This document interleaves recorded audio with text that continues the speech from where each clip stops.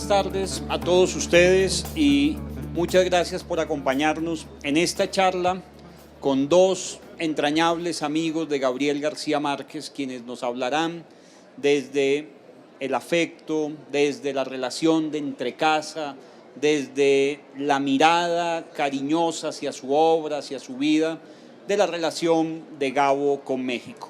Como todos sabemos, Gabo en distintos momentos tuvo como punto central México y finalmente fijó su residencia en México, donde desarrolló el grueso de su obra literaria. México fue su hogar, fue su casa de Pedregal de San Ángel, allá en la calle Fuego 144, donde adornado de un bello jardín y un bello estudio, pues Gabo podía escribir, leer y tener su vida de familia. Para conversar sobre este tema tenemos dos invitados. Tenemos al querido escritor, periodista, Jorge Fabricio Hernández, uno de los más destacados escritores mexicanos contemporáneos, y a la abogada y gestora cultural Seher Hay, quien además de esa relación tan familiar y tan entrañable con Gabo, pues además ha sido también una de sus grandes lectoras. Bienvenidos a esta charla. Muchas gracias, bien hallado. Gracias, Fede. Vamos a empezar por el comienzo. ¿En qué año conoces a Gabriel García Márquez? Yo no me acuerdo si lo conocí en el 82 o en el 83. En todo caso fue después de haberse ganado el Nobel. O sea, se lo acababa de ganar. Sí. En mi caso yo sabía de él porque era el papá de un tal Rodrigo García y de un tal Gonzalo García, de segundo apellido Barcha. Y debo confesar que al principio yo no sabía quién era el papá de ellos o qué era el papá de ellos. Y fue poquito antes del Nobel que yo los conocí. Luego quizá ya nos estrechamos más ya post preparatoria y estudios. Y ya en firme fue hace como 15 años, porque ambos padecimos un cáncer y tuvimos a la misma oncóloga. Y entonces ahí fue donde nos hermanamos, por razones terapéuticas. Pues qué bello de todas maneras. Tengo el recuerdo que Gabo decía que en ese momento en que asistía a sus reuniones de oncología y que iba a sus quimioterapias, empezaba a recordar los poemas del siglo de oro español, charla que se recordó en el día de ayer. Empezaba a recordar porque sabía que de allí le iban a decir si iba a vivir o iba a morir y que lo único que lo aferraba era la poesía como tal. Lo recordó en el brindis de la poesía en su discurso de Premio Nobel en 1982. Seher, esa vida de Gabo entre casa en México, él tenía su casa en Cartagena de Indias, aquí en Bogotá, en Barranquilla, en La Habana, en el barrio de Miramar. Fidel Castro le había asignado una casa, pero su casa era esa casa de Pedregal de San Ángel. Sí, claro, no, su casa era la Casa de México.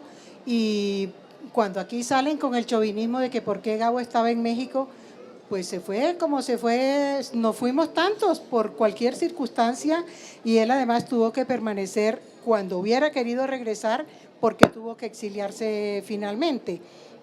Pero esa es una casa que él tenía desde mucho antes de ganarse el Nobel. Bueno, ya él había empezado a tener, digamos, una vida económicamente boyante después de 100 años de soledad, pero es la misma casa en esencia. La casa se fue ensanchando, fue creciendo, porque los hijos se casaron y vinieron los nietos. Entonces, para que los nietos llegaran a la casa fue creciendo. La fueron agrandando, pero en el mismo terreno, la misma casa que tenían. O sea, eso no se le hizo nada nuevo, ni fue una vida más espectacular, ni más glamurosa, que además vivían muy sencillamente, una vida muy de familia, muy sin visitantes. Era muy raro de verdad que a esa casa llegara gente. Bueno.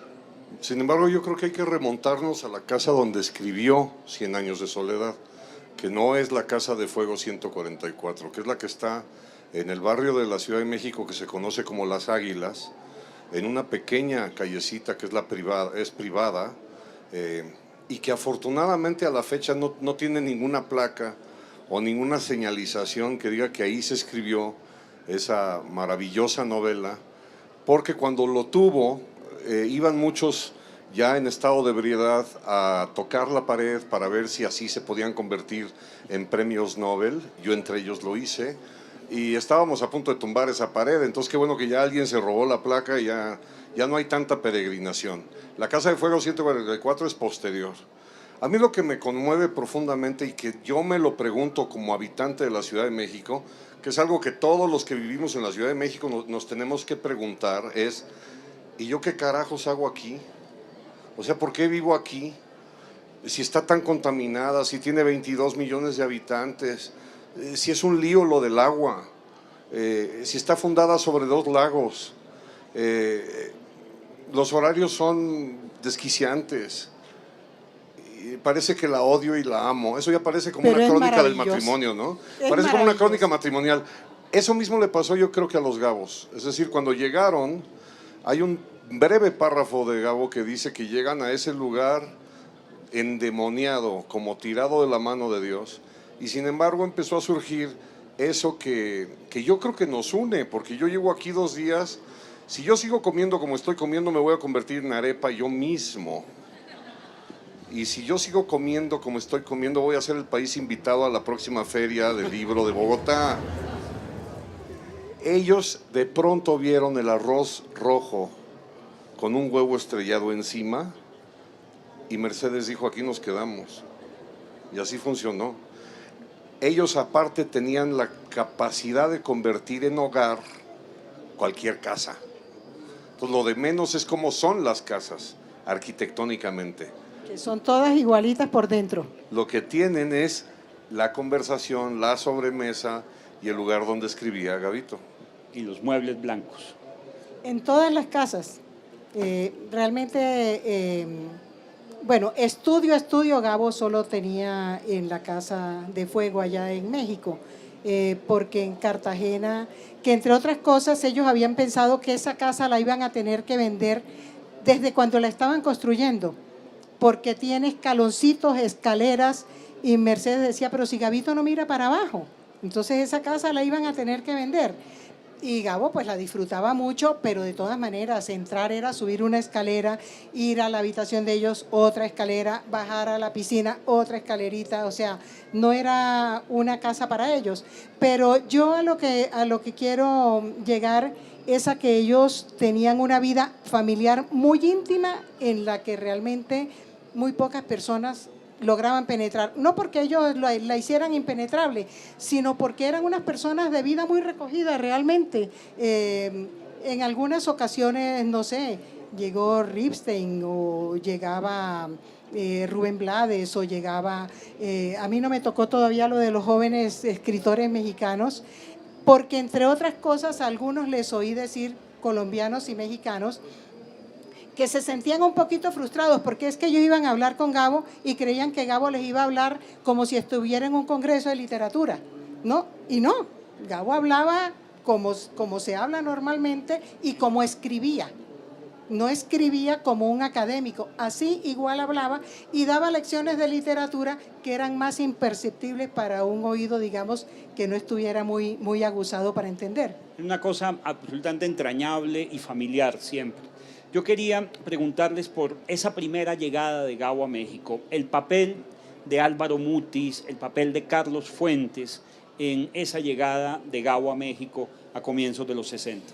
Bueno, está clarísimo que una de las cosas que deberíamos tomar todos como ejemplo es procurar tener en la vida o construir en la vida una amistad como la que tuvieron Álvaro y Gabo. Yo hace unos meses publiqué un artículo en una columna que tengo en un periódico donde decía que está probado, jamás discutieron, jamás se pelearon, jamás le alzó la voz el uno al otro y había motivos suficientes como para que de vez en cuando se gritaran algo. Álvaro ya le había, digamos, peinado el panorama de México. Si ustedes recuerdan, Gabo y Mercedes vivían en Nueva York, en aquella heroica empresa de abrir la agencia de prensa cubana en una de las capitales del imperio, y el imperio siempre contraataca. Entonces con Darth Vader ahí muy pegadito a él, tuvieron que tomar un Greyhound a la frontera, y en realidad llegaron a México con una mano adelante y una atrás, pero con la garantía de que Mutis ya le había dicho que había personas que habían leído cosas de él, es decir, que ya lo habían leído y había llamado la atención, y dos, que había otras personas que sin conocerlo, Mutis garantizaba afecto. De los que lo habían leído estaba Carlos Fuentes, que el hecho de que te leyera Carlos Fuentes era como caer en manos de una madrépora, porque Fuentes inmediatamente empezaba a decirle a todo mundo: has leído esto, tienes que leer esto, tienes que conocer a este tipo, como si lo conociera. Entonces, cuando llegó Gabo, ya algunas personas ya sabían de qué era capaz, qué era escritor y que era padre de familia y tal. Y por el lado del afecto es muy conmovedor que en los inicios están de manera principalísima María Luisa Elío y Yomi García Scott, a quienes finalmente Gabo termina dedicándoles esa novela que se llama 100 años de soledad, salvo en la edición francesa. En la edición en francés está dedicada a Álvaro Mutis y le pidió permiso a ellos. Esos primeros años, meses, que son días, se debaten entre ayudarle a Gabo a conseguir chambas, hasta el día en que él dijo: ¿por qué no me ayudan mejor a poner una sábana y que yo ya no tenga que ir a un trabajo o hacer trabajos de guión, de corrección, para una revista de modas, para lo que fuera, para encerrarme a escribir una novela que se iba a llamar La Casa, que ese era el título original de 100 años de soledad? El título de 100 años de soledad surge al final, en la penúltima línea, que ustedes pueden leer aquí, está expuesta. Pero lo que es muy conmovedor es que esa frase que está por aquí en la librería, de que Gabo escribía para que lo quisieran más sus amigos, se lo dice a Yomi García Scott y a don Jaime Muñoz de Baena, que acaba de fallecer hace un mes, afuera de una agencia de publicidad donde Gabo lo que estaba diciendo es: yo estoy dispuesto a hacer jingles, eslogans, artículos, crónicas, lo que me pidan, pero aquí hay algo mucho más grande. Y entonces todos están tratando de ayudarlo para que pudiera tener el tiempo necesario para pegarle a la máquina de escribir. Seger, viene digamos ya la segunda y definitiva llegada de Gabo a México, cuando sale por razones políticas de Colombia. Acaban de allanarle la casa al poeta Luis Vidales y pues ya ni los poetas se salvaban de esa persecución y del estatuto de seguridad, y Gabo dijo: no hay garantías, y se fue. ¿Cómo fue ese momento? Bueno, él tuvo, yo no sé si ya se dio a conocer el nombre de la persona que le dijo a él, pero una persona muy cercana, un amigo que había estado con él digamos, en labores periodísticas, en muchas empresas periodísticas, le dijo: tengo esta información cierta y te van a meter preso. Entonces, y en esa época ya sabíamos lo que era meter a una persona presa, y el hecho de que fuera un escritor famoso no era ninguna garantía. Tú mismo has mencionado lo de Luis Vidales. Entonces, bueno, pues él se fue a la embajada mexicana, que además era su casa, porque como dijo Gabo en una expresión muy bonita una vez, que México no era una segunda patria, era otra patria distinta, ¿no? Porque Gabo pues era imposible que no tuviera vanidades. Nadie, por favor, cualquiera con un mediano reconocimiento se hace vanidoso, pero Gabo tenía como una humildad de base que reconocía muchas cosas, de gente que llegaba a hablarle, de gente que le pedía ayuda. Y cuando él regresó a México se acercó mucho más a escritores jóvenes colombianos, incluso ya no en los primeros, pero sí hacia los últimos años, mucho con William Ospina. Yo creo que mucho tu papá. Tú no, porque te veía como un peladito. Siempre me veía como peladito. A ti no te iba a parar bolas todavía porque te veía como un peladito.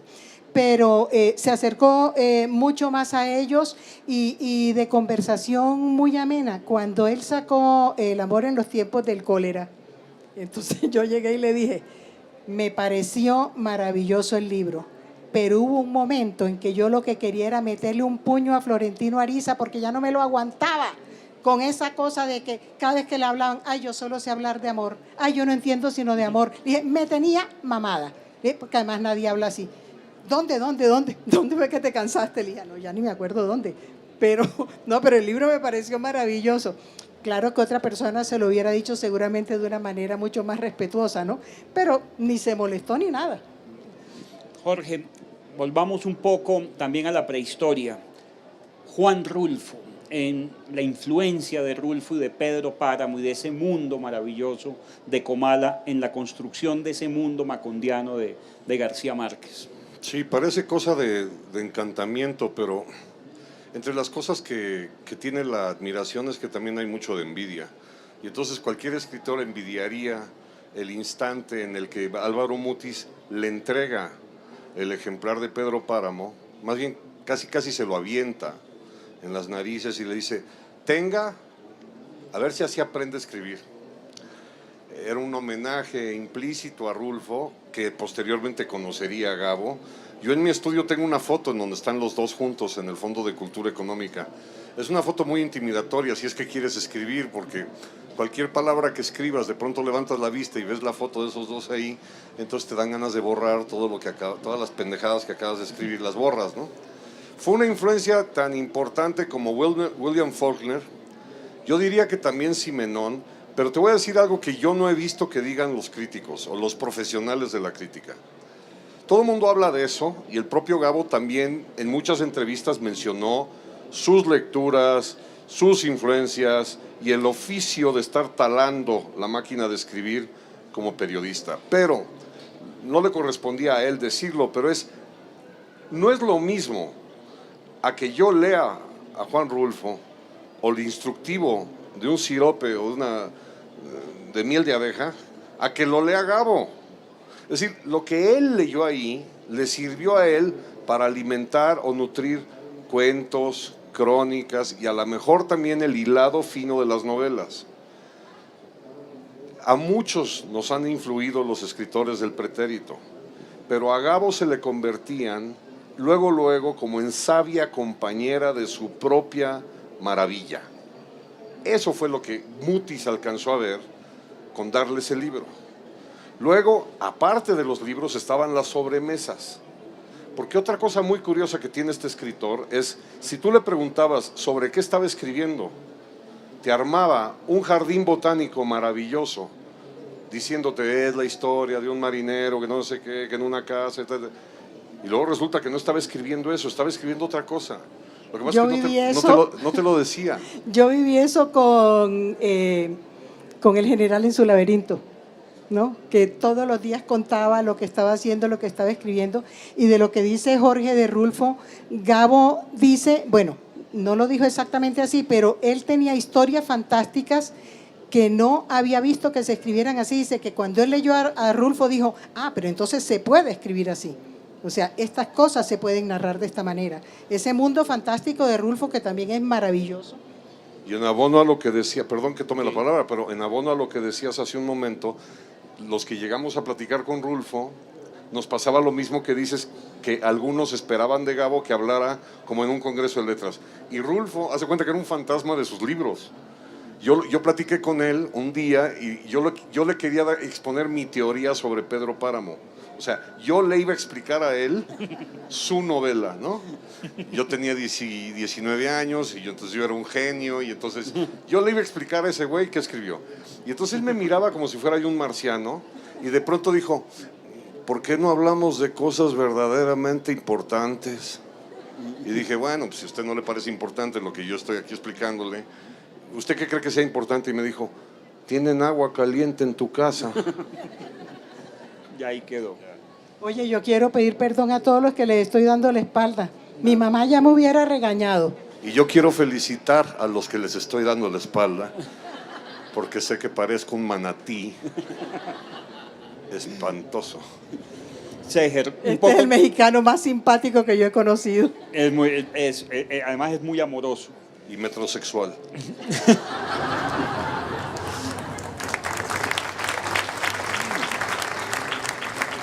Seger, quería preguntarte por ese personaje entrañable y maravilloso que es Mercedes Barcha. Cuando Gabo le hace la Real Academia ese homenaje tan bello en el año 2007, a propósito de sus 80 años, los 40 de 100 años de soledad, los 25 del Premio Nobel, vienen los Reyes de España a Cartagena, viene su amigo Bill Clinton y bueno, y es todo ese festejo que te acuerdas allá en Cartagena en marzo, a finales de marzo.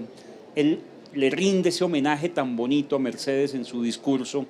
Y pues Mercedes también se volvió un mito, que era el departamento de afectos y rencores, que definía quién entraba, quién no entraba, con qué amigos se podía reconciliar o no, si había alguna diferencia, pero es un personaje absolutamente entrañable para quienes la conocemos y también muy generoso. Mucho, y fresca como una lechuga.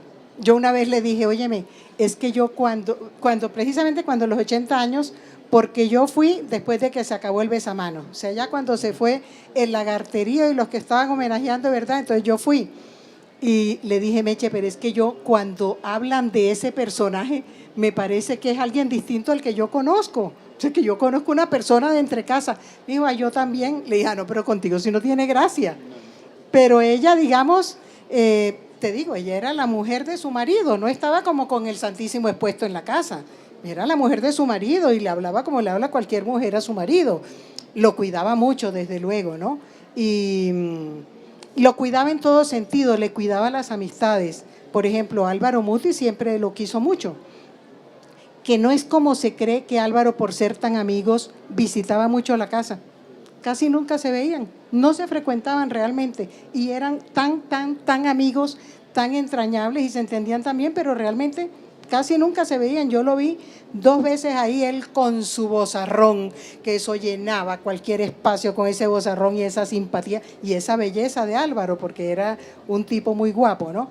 Y Mercedes pues le cuidaba esas amistades y todas, y pues la casa siempre a punto, todo perfecto. Ahora pues tienen secretaria y todo esto, pero antes, que tenían muchas casas, ya no. Antes tenían muchas casas y Mercedes era la que llevaba las cuentas de todo. Llevaba la administración, llevaba el orden, llevaba todo. Era una secretaria perfecta. Pero ella siempre se toma su lugar, o sea, ella no está esperando a que le asignen un lugar. Ella se lo toma y lo asume. La última vez me dijo, estoy comprando manuscritos porque es lo único que voy a tener. Voy a comprar unos manuscritos de escritores y tengo unos de Joyce y ese va a ser mi tesoro porque es lo que me va a quedar finalmente. Lo decía con ese desparpajo. Yo te quería preguntar por la relación tan controvertida y tan difícil, pero también de admiración, de Gabo con Octavio Paz. Ese par de titanes conviviendo en la Ciudad de México juntos, eso no sería fácil para un escritor como tú. Bueno, nada más, antes sí quiero tener también la oportunidad de decir, yo creo que de las personas que más, o de las personas o personajes, de lo real o maravilloso que rodea a Gabo, lo más envidiable es Mercedes. Es decir, yo quisiera que ella fuera secretaria de Hacienda, pero del mundo, que pusiera en orden las finanzas del mundo. Gabo dijo que de Contralora. Yo digo, bueno, sí, lo apoyo. Y cuando yo necesito que a mí me pongan en orden, yo le hablo a la Gaba, aunque sea para la dieta, para regañarme, para darme algún consejo. Y por último, nada más quiero hacer un pequeño contagio, que son el tipo de cosas que a mí se me ocurre pensar.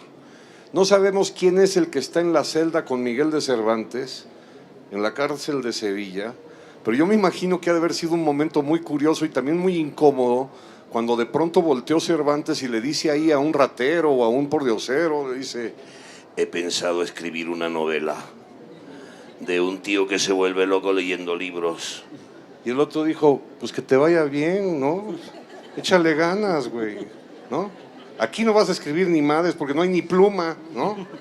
En cambio, Mercedes iba sentada en el coche cuando iban a Acapulco, y cuando de pronto oye en voz alta que Gabito dice, en voz alta, muchos años después, frente al pelotón de fusilamiento, imagínate lo que es esa epifanía.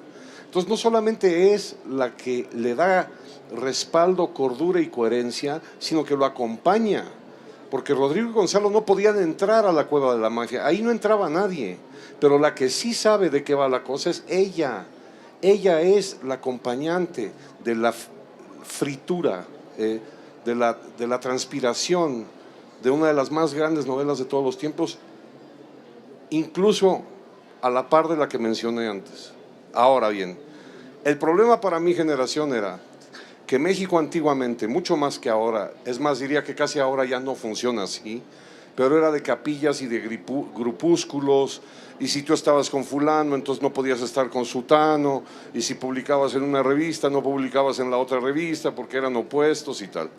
Y se decía que Octavio Paz era como el capo di tutti capi y que había sido muy hostil en su distanciamiento político o ideológico de Gabo y de otros escritores. Lo que le criticaba de la Gabo eran ciertas fidelidades que para entenderlas habría que meterse en la vida privada de Gabo y en sus amistades, y en eso no hay que meterse. Tú puedes opinar sobre la obra. Sin embargo, a mí me tocó recorrer el Palacio de San Ildefonso, los esplendores de 30 siglos, que fue la gran exposición en tiempos de Carlos Salinas de Gortari. Me tocó recorrerla con ambos y estaban platicando con la mayor cordialidad. Es decir, al parecer, ya en serio,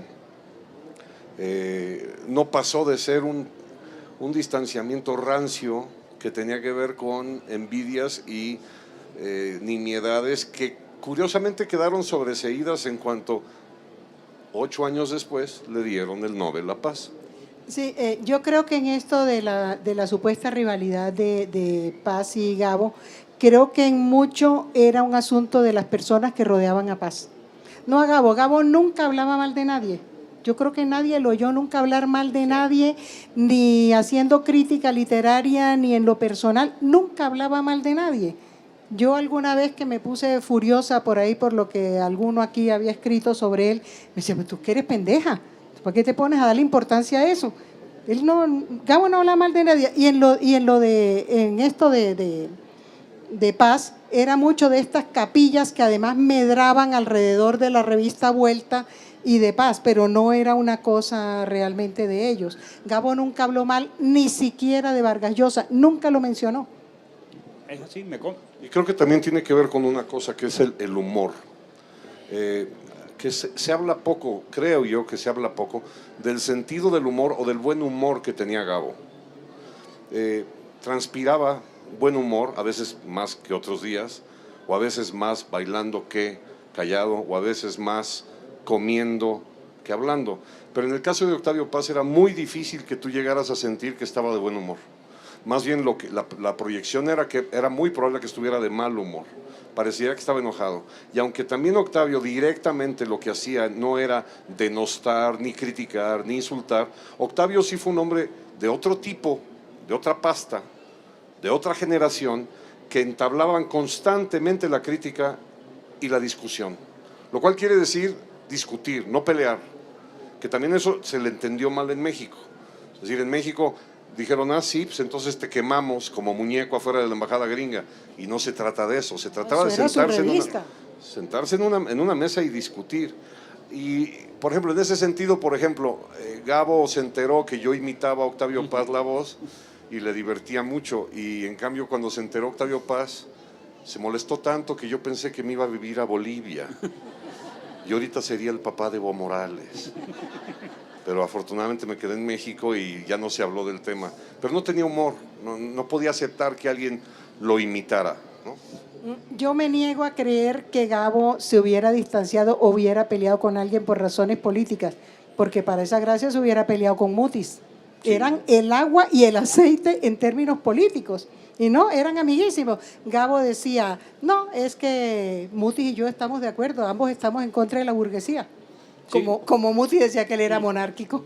Y cuando aquí, en el momento de la muerte de Gabo, que empiezan esas letrinas que llaman ahora foros del lector en los periódicos, empiezan a decir, es que es el amigo de Fidel, que es el amigo de Cuba. Entonces dicen, pero oye, también era el amigo de Clinton y de François Mitterrand, y a quien recibió Juan Pablo II en su despacho cuando esa famosa crónica que se quedan encerrados y dice, ¿qué pensará mi mamá que yo esté encerrado con el Papa? Y lo recibió Mikhail Gorbachev y lo recibieron los grandes líderes del mundo que también tenían una fijación en Gabo. No solamente esa fijación maravillosa de Gabo por el poder, sino la fijación y el magnetismo que él generaba. Seger, un poco la vida de entrecasa. Gabo, yo recuerdo su adoración, por ejemplo, por sus nietos, su adoración por Mateo. Yo recuerdo cuando él decía, es que ya Mateo se lleva los libros de mi biblioteca, estoy buscando el de Shakespeare, el diccionario de María Moliner, y Mateo se lo lleva. Recordar que Mateo es el hijo de Gonzalo, que se casa con Pía Elizondo, la hija de ese gran escritor, inmenso escritor mexicano que es Salvador Elizondo. Háblanos un poco de esa vida familiar. Bueno, Gabo se enorgullecía mucho de Mateo. Mateo es el mayor, ¿no? Y yo le decía, pero Gabo, si no fuera así sería retrasado mental, si ese pelado nació con un camino recorrido. Claro, porque él no hacía sino alabar, pero desde que no hablaba, se lo sentaba en las piernas y lo ponía frente al computador. Entonces yo le decía que Mateo era el que había escrito El general en su laberinto, porque se lo sentaba en las piernas frente al computador. Y después, entonces, bueno, ellos siempre habían querido tener una niña, hija que no tuvieron, y ahora tienen 3 nietas. Entonces nació Emilia, que le pegaba a Mateo, le pegaba duro, y Mateo más apacible, ¿no?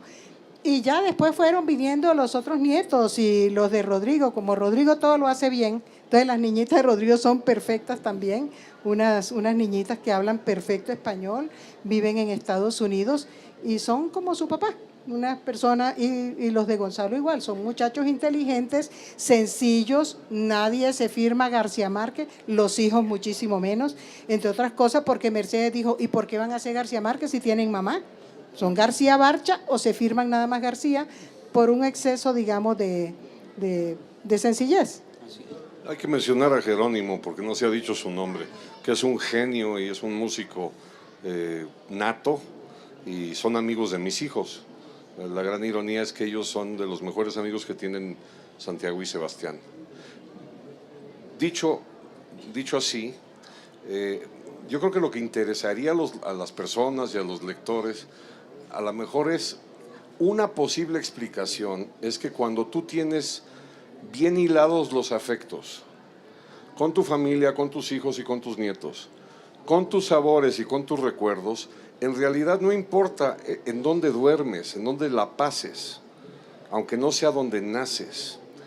Yo creo que por eso, tanto México como Colombia, no sé si esto pasa en Bélgica, sí, pero a nosotros los escritores nos ayuda mucho de pronto alejarnos y desde lejos ver con un telescopio qué quedó de aquello, de la querencia. Porque cuando estamos demasiado tiempo metidos en el microscopio, el propio Gabo de periodista sintió que tenía una urgencia por irse primero a Europa y de lejos extrañar a Mercedes. La pidió por carta. Esa carta ni la abrió el papá de Mercedes, ¿eh? Cuando llegó la carta el papá la vio y dijo, uy, yo ya sé qué quiere ¿no? Y luego en cuanto llegó con ella se fueron a Caracas. Y ellos han sido un ejemplo de cómo a nosotros, los escritores en particular, quizá más a los poetas, y no estoy seguro si a los pintores, ojo, lo que necesitan es un trabajo de perspectiva. Y en ese sentido no importa si Rodrigo vive en Los Ángeles, porque las películas que él hace tienen alma latinoamericana pura y dura en todo centímetro del guión. Todo lo que hace Gonzalo García Barcha como tipógrafo en París se nota que es hispanoamericano. Como toca Jerónimo y Mateo, la jarana parecería que son jarochos, pero están en Montmartre.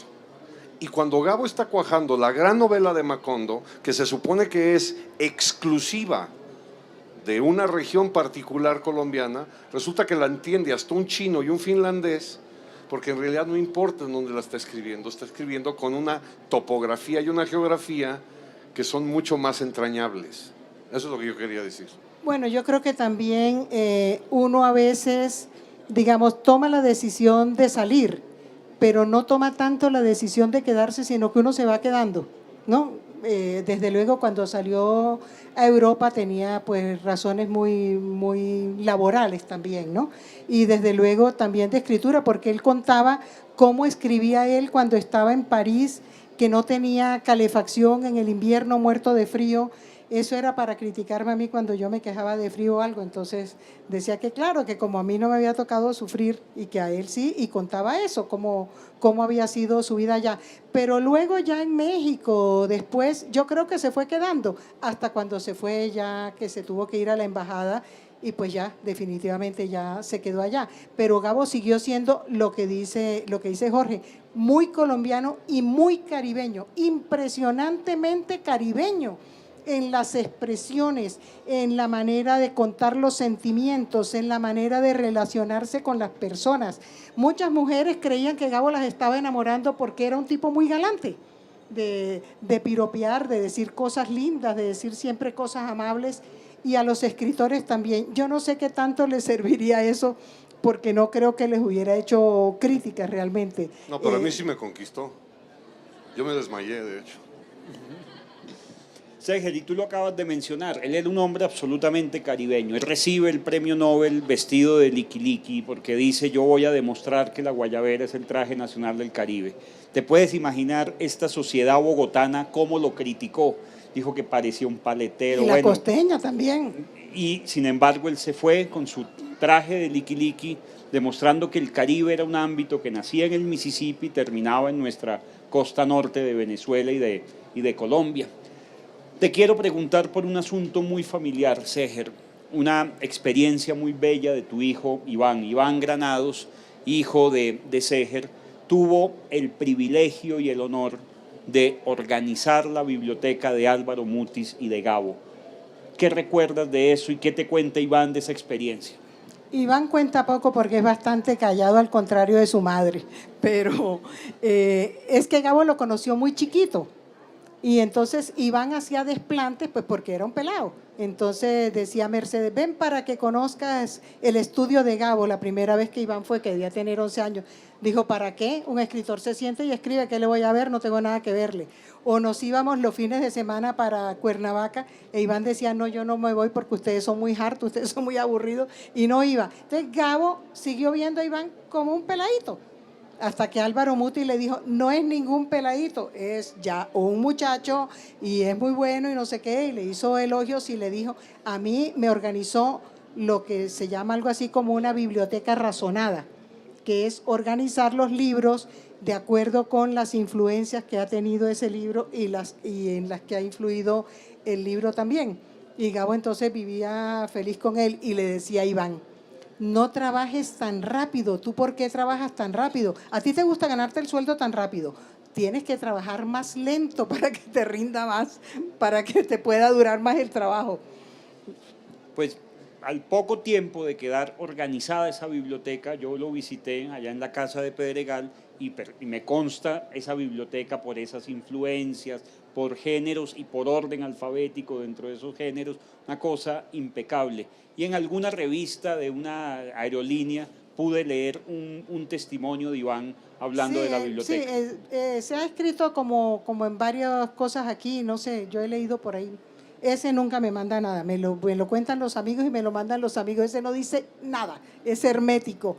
Pero él cuenta que cuando estaba arreglando la de Mutis, eso no, mejor dicho, eso no rendía el trabajo porque cada libro se ponían a conversar sobre el libro y Mutis era feliz de tener un muchacho joven con el que pudiera conversar de literatura. Y con Gabo pues pasaba lo mismo, solo que entonces siempre los regaños que no me daba a mí, se los daba a él diciéndoles que claro, tu mamá, pero Iván es mucho más respetuoso que yo, entonces pues digamos que la cosa fluía de manera distinta, pero también que ese trabajo se demoraba, además de lo que decía Gabo, no lo hagas tan rápido para que te ganes más sueldo, sino porque cada libro se ponían a comentar y la historia y cómo había sido y los traductores y en dónde estaban, y claro, porque hubo que rebuscar todas las traducciones de cada uno de los libros para la organización de la biblioteca.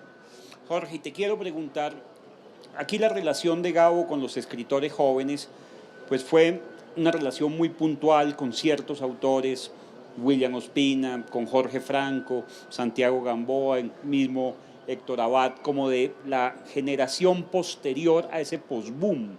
¿Cómo fue la relación de él con los escritores jóvenes mexicanos? Bueno, yo creo que tenía por un lado un escaparate muy formal, que era cuando se reunía, por ejemplo, con jóvenes de la Fundación para las Letras Mexicanas, o con becarios del FONCA, que es el sistema de becas para jóvenes escritores, sin ser distancia, sí había una óptica particular entre lo que él quería decir, lo que él estaba dispuesto a recibir como preguntas y no necesariamente ver originales, ¿eh?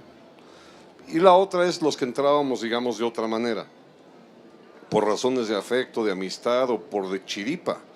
Si de chiripa él leyó algún texto tuyo en el periódico.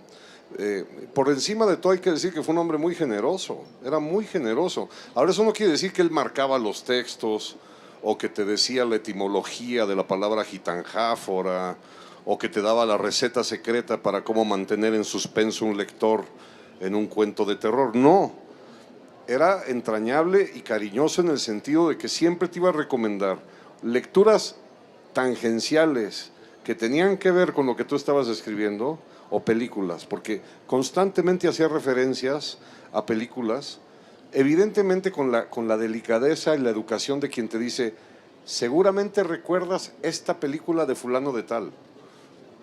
Y entonces, claro, yo decía, claro que me acuerdo, en mi vida la había visto, ¿no? En ese sentido, él no es que ayudara a publicar a nadie, no se sabe que él haya llamado a una editorial y dicho, esta es la joven promesa, no.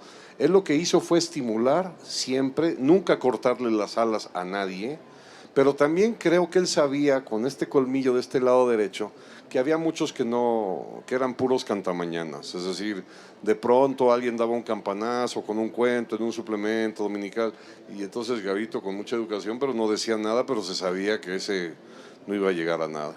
Siempre tuvo las puertas abiertas, eso sí, y la voluntad abierta para ir a donde están formándose escritores o están los becarios. Y luego, sobre todo, que es uno de los pocos autores, no sé si el último que quedó, que era masivamente popular. Entonces, en realidad, el tema de Gabo en México era un lío ver cómo se acercaban las personas a que les firmara el libro, que además solamente firmaba el libro. Bueno, pero sí quiero decir que yo creo que los mexicanos, por lo menos hasta cuando yo estuve allá, hasta cuando me vine a Colombia, eran mucho más discretos y más respetuosos que los colombianos. Varias veces que, una vez por ejemplo que llegó alguien de aquí de Colombia, fue Enrique Santos, entonces le dije, vámonos para Garibaldi. Y antes nos fuimos a la casa y nos estábamos tomando unos tequilas y entonces Mercedes, dame uno a mí. Cuando se tomó ya el primero dijo, vamos nosotros también. Dijo Gabo, no, porque es que entonces todo el mundo me conoce. Dijo Mercedes, entonces en esta casa no se puede volver a salir. Y nos fuimos para Garibaldi. Nadie se le acercó, nadie. Todo el mundo sabía quién era él. Nadie se le acercó. A la salida una chica que le dijo, ay, yo soy la hija del embajador argentino, no sé qué. Otra vez en una cantina en la cantina de Coyoacán, ¿cómo se llama? La Guadalupana. La Guadalupana. La Guadalupana. Fueron a mi casa y entonces me dijo, ay, yo tengo hambre. Le dije, yo aquí no hay nada hecho. Vámonos. Dijo, ay, yo me acuerdo de la Guadalupana, vámonos a la Guadalupana. Le dije, a Iván no lo dejan entrar, no dejan entrar niños. No, que va, pero si va conmigo. Y nos entramos. Todo mundo ahí sabía quién era Gabo, pero el mesero no. Y el mesero se acercó y le dijo, el niño no puede estar.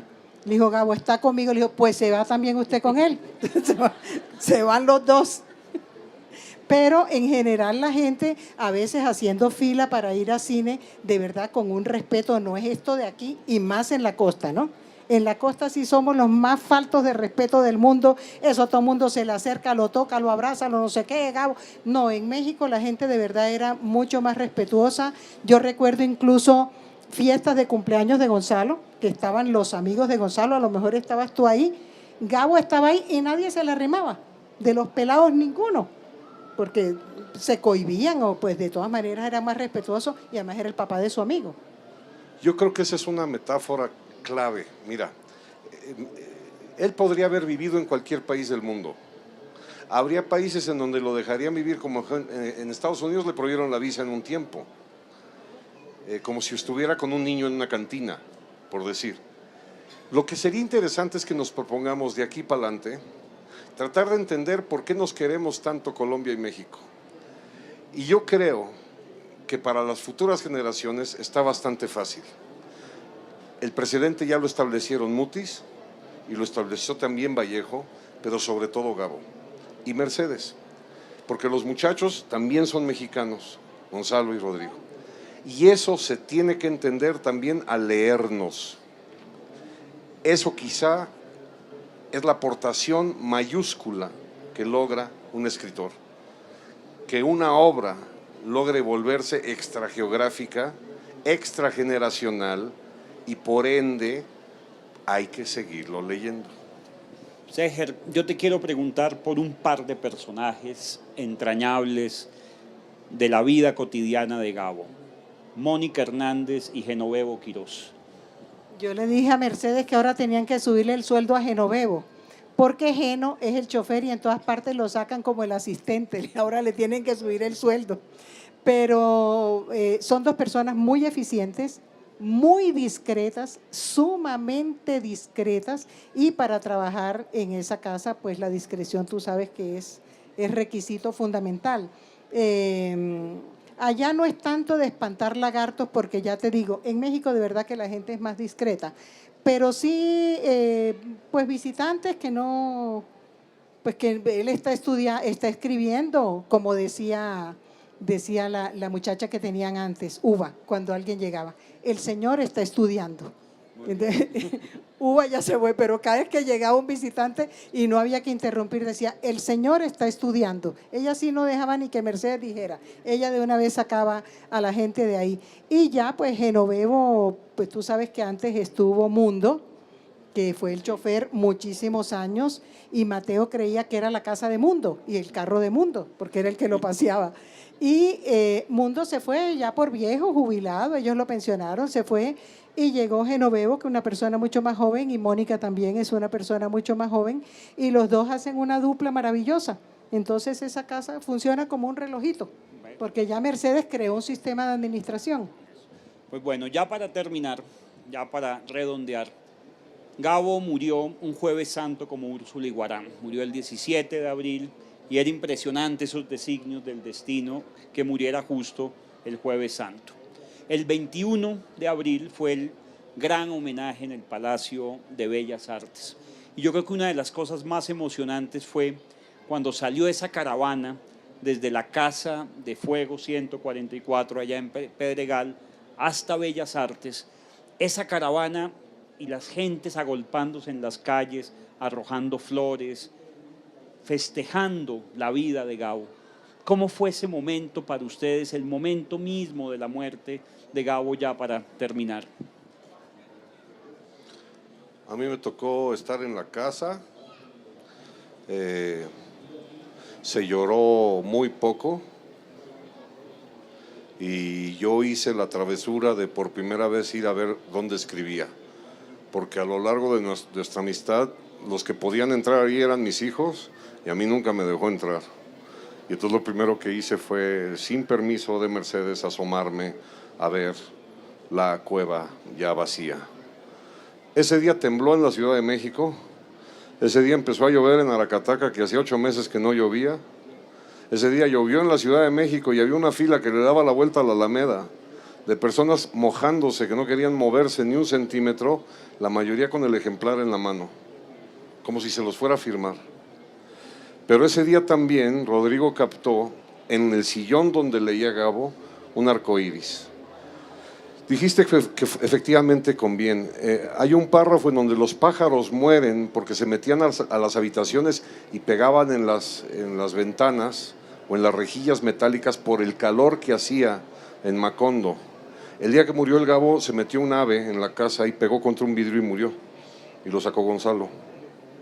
Así que estamos ante un personaje totalmente mágico que, incluso si tú dices que no se llamaba Genovevo, es que no puede llamarse de otra manera que Genovevo, ¿no? Geno. Sí, pero fíjate, claro que aquí no tenemos, no tenemos un palacio de Bellas Artes, ese palacio maravilloso que hay en México, pero por favor, yo creo que lo que menos correspondía era hacer el homenaje en la catedral. Yo creo que Gabo, mejor dicho, estuvo a punto de resucitar. ¿Por qué no se hizo en la Plaza de Bolívar? ¿Por qué no se hizo una cosa abierta? O sea, ¿era porque había peligro para el presidente, para los políticos que estaban ahí o qué? Eso hubiera sido en la Plaza de Bolívar y que todo el mundo hubiera podido ir como a él le hubiera gustado que fuera, y además una ceremonia completamente laica. Así es.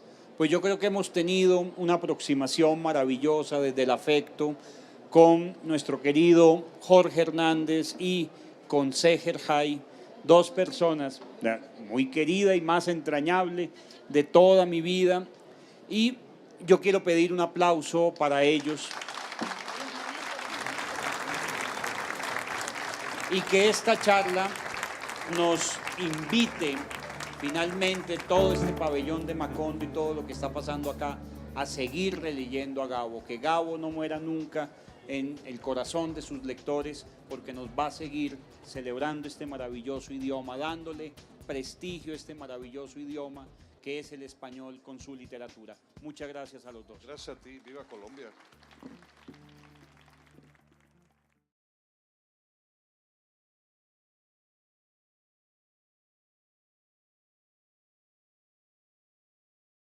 La disfrutaba mucho, pero de todas maneras, entrar era subir una escalera, ir a la habitación de ellos, otra escalera, bajar a la piscina, otra escalerita, o sea, no era una casa para ellos. Pero yo a lo que quiero llegar es a que ellos tenían una vida familiar muy íntima en la que realmente muy pocas personas lograban penetrar, no porque ellos la hicieran impenetrable, sino porque eran unas personas de vida muy recogidas realmente. En algunas ocasiones, no sé, llegó Ripstein o llegaba Rubén Blades o llegaba, a mí no me tocó todavía lo de los jóvenes escritores mexicanos, porque entre otras cosas a algunos les oí decir, colombianos y mexicanos, que se sentían un poquito frustrados porque es que ellos iban a hablar con Gabo y creían que Gabo les iba a hablar como si estuviera en un congreso de literatura, ¿no? Y no, Gabo hablaba como se habla normalmente y como escribía. No escribía como un académico, así igual hablaba y daba lecciones de literatura que eran más imperceptibles para un oído, digamos, que no estuviera muy aguzado para entender. Una cosa absolutamente entrañable y familiar siempre. Yo quería preguntarles por esa primera llegada de Gabo a México, el papel de Álvaro Mutis, el papel de Carlos Fuentes en esa llegada de Gabo a México a comienzos de los 60. Bueno, está clarísimo que una de las cosas que deberíamos tomar todos como ejemplo es procurar tener en la vida o construir en la vida una amistad como la que tuvieron Álvaro y Gabo. Yo hace unos meses publiqué un artículo en una columna que tengo en un periódico donde decía que está probado, jamás discutieron, jamás se pelearon, jamás le alzó la...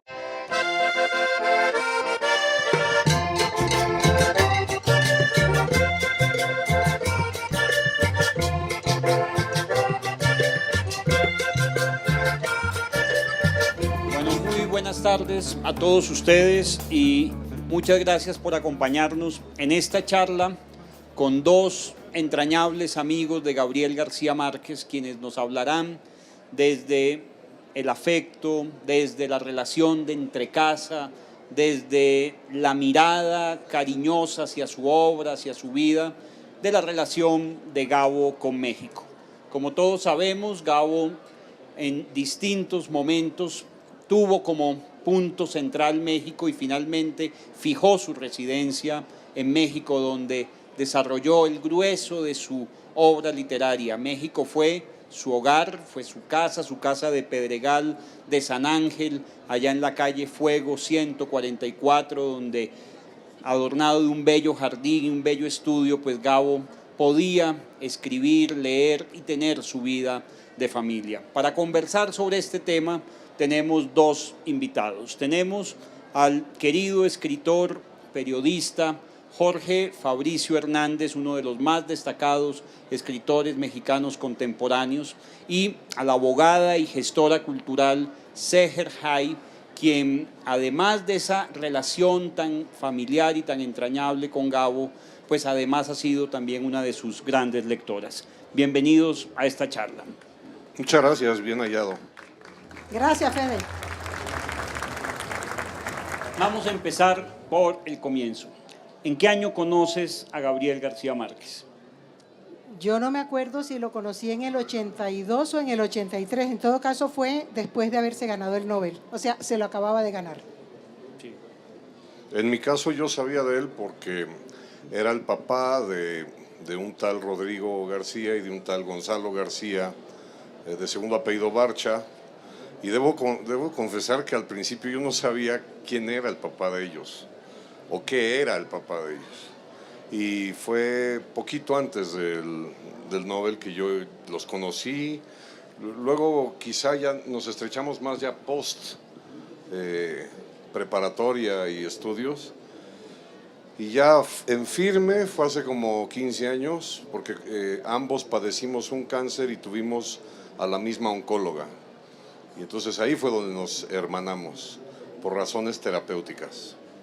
Pues qué bello de todas maneras. Tengo el recuerdo que Gabo decía que en ese momento en que asistía a sus reuniones de oncología y que iba a sus quimioterapias, empezaba a recordar los poemas del siglo de oro español, charla que se recordó en el día de ayer. Empezaba a recordar porque sabía que de allí le iban a decir si iba a vivir o iba a morir y que lo único que lo aferraba era la poesía como tal. Lo recordó en el brindis de la poesía en su discurso de Premio Nobel en 1982. Seher, esa vida de Gabo entre casa en México, él tenía su casa en Cartagena de Indias, aquí en Bogotá, en Barranquilla, en La Habana, en el barrio de Miramar. Fidel Castro le había asignado una casa, pero su casa era esa casa de Pedregal de San Ángel. Sí, claro, no, su casa era la Casa de México, y cuando aquí salen con el chauvinismo de que por qué Gabo estaba en México, pues se fue como se fue, no fuimos tantos. O sea, ¿por qué vivo aquí? Si está tan contaminada, si tiene 22 millones de habitantes, si es un lío lo del agua, si está fundada sobre 2 lagos, los horarios son desquiciantes. Parece que la odio y la amo. Eso ya parece como una crónica del matrimonio, ¿no? Parece como una crónica matrimonial. Eso mismo le pasó yo creo que a los Gabos. Es decir, cuando llegaron, hay un breve párrafo de Gabo que dice que llegan a ese lugar endemoniado, como tirado de la mano de Dios, y sin embargo empezó a surgir eso que yo creo que nos une, porque yo llevo aquí 2 días. Si yo sigo comiendo como estoy comiendo, me voy a convertir en arepa yo mismo.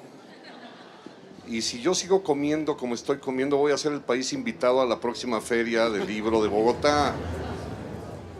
Ellos de pronto vieron el arroz rojo con un huevo estrellado encima y Mercedes dijo, aquí nos quedamos. Y así funcionó.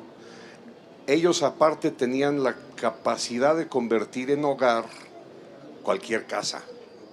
Pues lo de menos es cómo son las casas arquitectónicamente.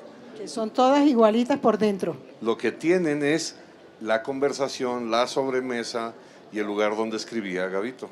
Y los muebles blancos. En todas las casas. Realmente, bueno, estudio Gabo solo tenía en la Casa de Fuego allá en México, porque en Cartagena, que entre otras cosas ellos habían pensado que esa casa la iban a tener que vender desde cuando la estaban construyendo, porque tiene escaloncitos, escaleras, y Mercedes decía, pero si Gabito no mira para abajo, entonces esa casa la iban a tener que vender. Y Gabo, pues por cualquier circunstancia, y él además tuvo que permanecer cuando hubiera querido regresar, porque tuvo que exiliarse finalmente. Pero esa es una casa que él tenía desde mucho antes de ganarse el Nobel. Bueno, ya él había empezado a tener, digamos, una vida económicamente boyante después de 100 años de soledad, pero es la misma casa en esencia. La casa se fue ensanchando, fue creciendo, porque los hijos se casaron y vinieron los nietos. Entonces, para que los nietos llegaran a la casa fue creciendo. La fueron agrandando, pero en el mismo terreno, la misma casa que tenían. O sea, eso no se le hizo nada nuevo, ni fue una vida más espectacular, ni más glamurosa, que además vivían muy sencillamente, una vida muy de familia, muy sin visitantes. Era muy raro de verdad que a esa casa llegara gente. Bueno. Sin embargo, yo creo que hay que remontarnos a la casa donde escribió 100 años de soledad, que no es la Casa de Fuego 144, que es la que está en el barrio de la Ciudad de México que se conoce como Las Águilas, en una pequeña callecita que es privada, y que afortunadamente a la fecha no tiene ninguna placa o ninguna señalización que diga que ahí se escribió esa maravillosa novela, porque cuando lo tuvo iban muchos ya en estado de ebriedad a tocar la pared para ver si así se podían convertir en premios Nobel. Yo entre ellos lo hice y estábamos a punto de tumbar esa pared, entonces qué bueno que ya alguien se robó la placa y ya no hay tanta peregrinación. La Casa de Fuego 144 es posterior. A mí lo que me conmueve profundamente y que yo me lo pregunto como habitante de la Ciudad de México, que es algo que todos los que vivimos en la Ciudad de México nos tenemos que preguntar, es ¿y yo qué carajos hago aquí?